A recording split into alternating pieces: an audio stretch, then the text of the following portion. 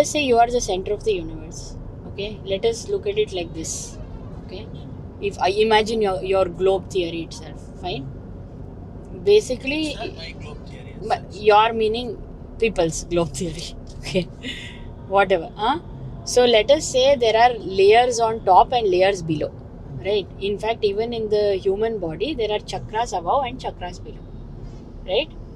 There are two ways to achieve things. Okay, one is when you take the path of materialism or tantra, fine. And in the process of taking the tantra, whatever energies you gather, let us say for example, I am born in a village, okay, and I have a village god, okay. First, what I'll do is I will surrender to the village god, and I will every day meditate on the village god's powers, and I will win over the village god. Let us say the village god is a female, and she has associations with other female god, which is probably, for example, a city goddess. Okay, let us say in a village in Tumkur or whatever, there is a village goddess who surrenders or who is in the energy center or below the hierarchy. It's all hierarchy. Okay, first we have to admit that the basic thing is that it is a hierarchical society, no matter what, whether it's above or below. Okay, Yes. so just like how in our basically very simple example is how there is hierarchy in regular matrix structure, there is also hierarchy in the energy world. Upadaivangal, Periya Daivangal. Exactly, All. right. So basically, so village god in Tumkur surrenders to Majestic Wala, one Amman temple. Okay, Majestic Wala's Amman temple surrenders to probably Tamil Nadu, some bigger Amman Anyway, temple. everything surrenders to Brahma, Vishnu, Maheshwara. Wait, in the path of Tantra. Wait, okay. So basically, let us say, for example, once you come on to earth and you are so consumed by materialism that you happen to forget that you are God yourself, there is another path you can take which is going down, okay, which is the path of Tantra. So I happen to meditate on the village god, I gather my powers, then I happen to meditate on the city god, I gather my powers, etc. etc. I keep going further, okay, until I start to realize that I become God. Like for example, Shava Sadhana, which is when you sit on a shava, meaning like a dead body, and you happen to meditate on it. And when you happen to meditate on it, what are you doing to meditate on it? You are basically becoming the powerful energy that can harness other energies by command. Yeah, but I also read that Savasadhana. It's like when you sit on it, you're so close to death. You feel that what if you are also dead? So it becomes like what is there after death? That is what you meditate upon.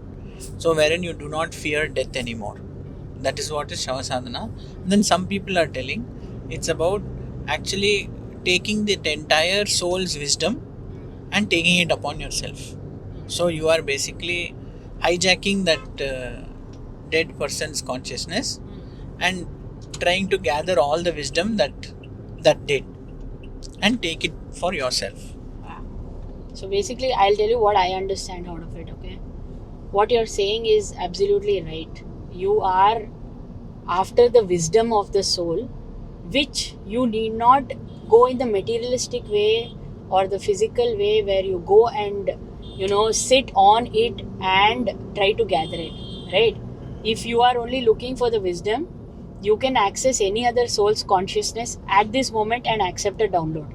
When you take the path of up, when you take the path of non-tantra, okay, so basically what is happening when you are doing the whole Shava Sadhana thing, let's say the Agoris or whoever is doing it, once you sit on the soul of another being who is transitioning between death and the other worlds, okay, what happens is when you become one with that body, you happen to, your soul and that being soul merges temporarily, okay? Yes. And you actually get such ecstatic state that you have to be really aware that that soul is different from your soul, because okay, There might be takeovers or walk-ins and all that. there is 100% walk-ins, okay, because you are, see, basically what we do when we take the path of non-tantra, we are basically visiting other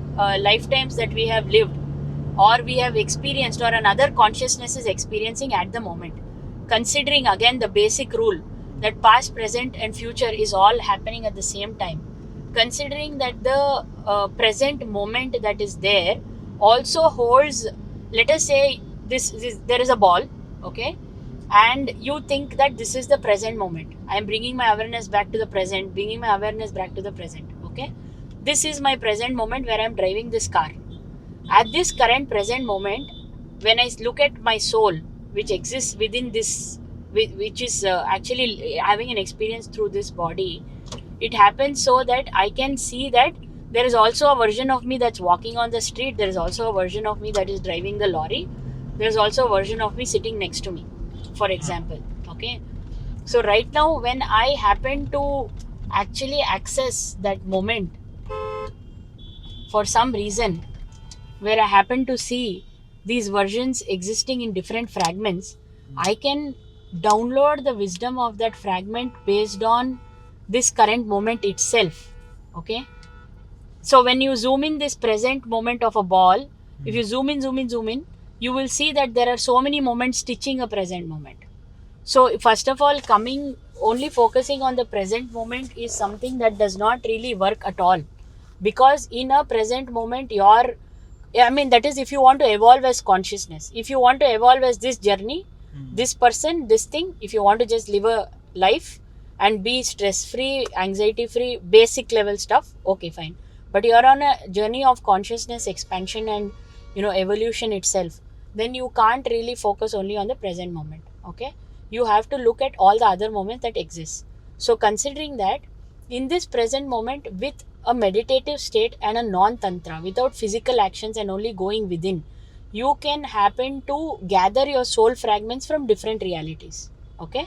That is something that is non-intrusive, non-contaminating and probably universal lawful, okay, because you're only using the energy aspect of it and you're not doing physical. Let us say when I'm sitting on when I'm probably doing a Shava Sadhana, why am I first of all doing it? When I go to the Grama Devata, she is under the hierarchy of a bigger government officer, a bigger state government officer, etc. etc. Correct?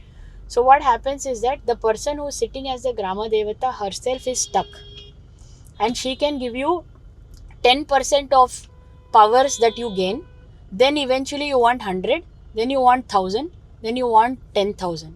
So this happens to become an addiction by itself, okay.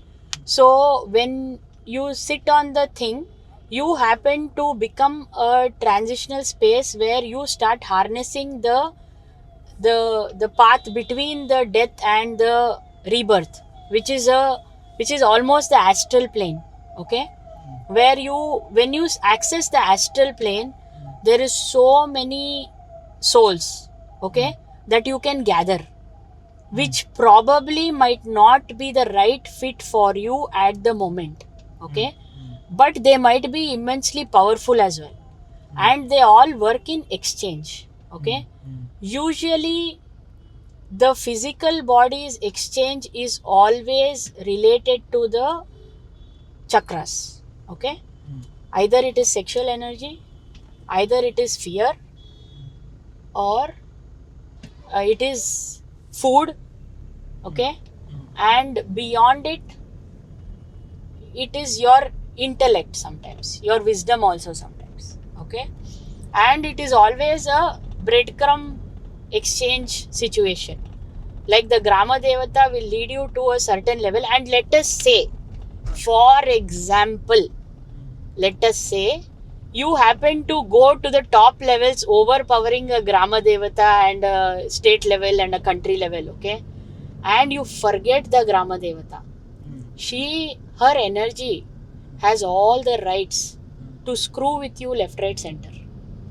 Because you are disrespecting your path.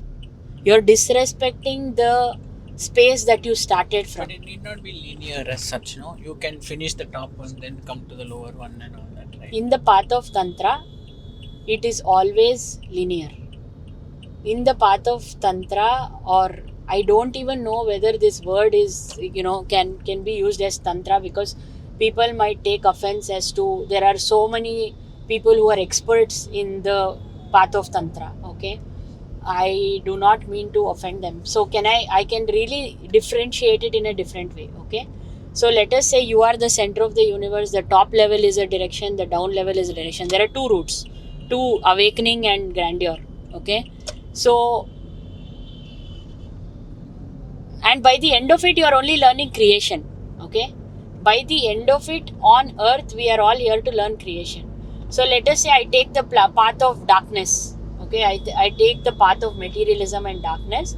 What happens is that I still will hit pure love at the end of it, because even after doing all these sadhanas, I will really realize what a trap I have set on myself, okay? Because it's a web that I'm stuck in. At that point in time, if you're really willfully aware of your soul and your journey, and the moment you hit pure love, or the moment you hit the sacredness or the divine particle within you, you can actually release all these things, and with you liberate all of the things that ever exist. That is called samadhi. The maximum state is samadhi, where with yourself you surrender to taking all the energies that has helped you into pure love. So you basically merge with pure love, but you have to be containing that version of you which is taking that route to reach the path of pure love, or the merge with the all-knowing, okay? For example, merge with all there is, okay?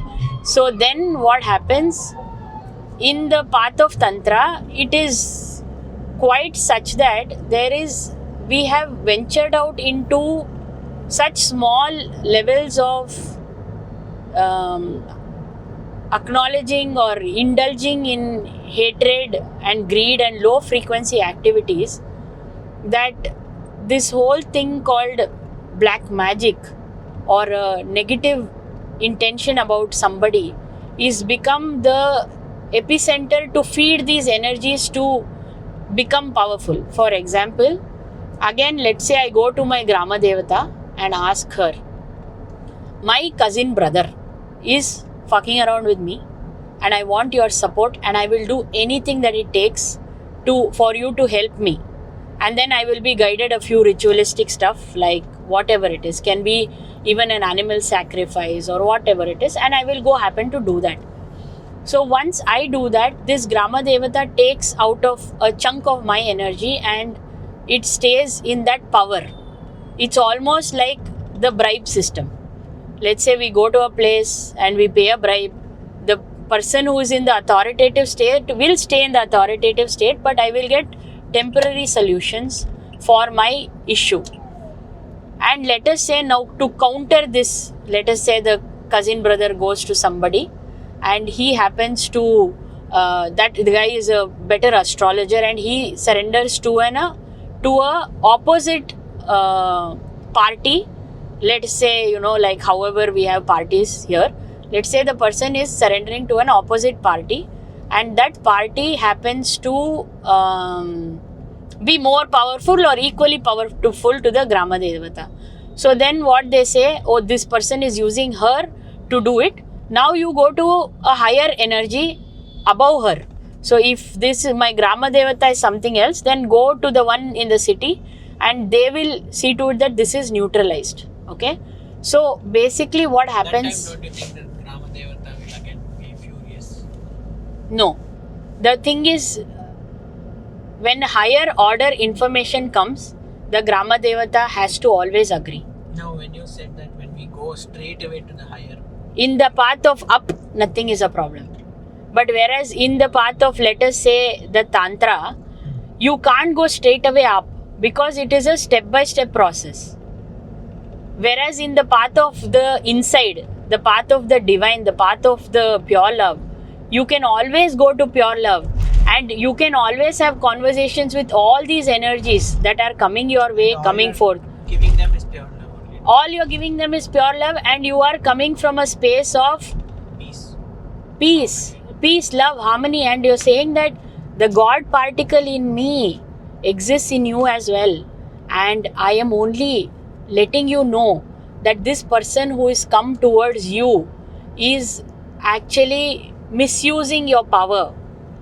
Like, say for example, let us say there is a government office wala, what do you say, a village accountant or a corporator, for example. Okay, if that person, maybe the person is taking bribe, maybe he's doing everything, but that person has a conscience. Okay, he has a soul, right?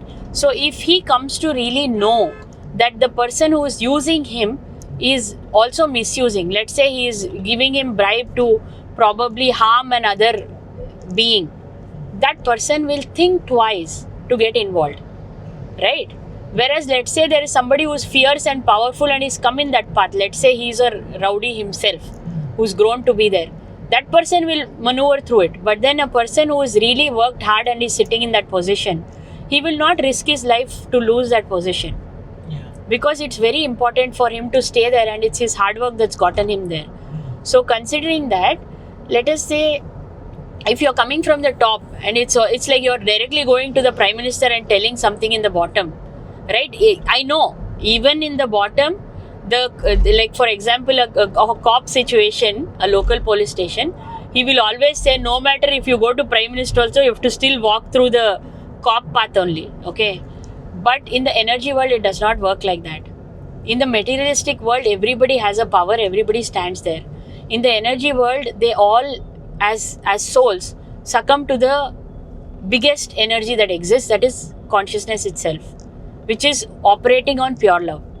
Okay, and why I started telling you this, 1 minute, I forgot what is the context. Okay,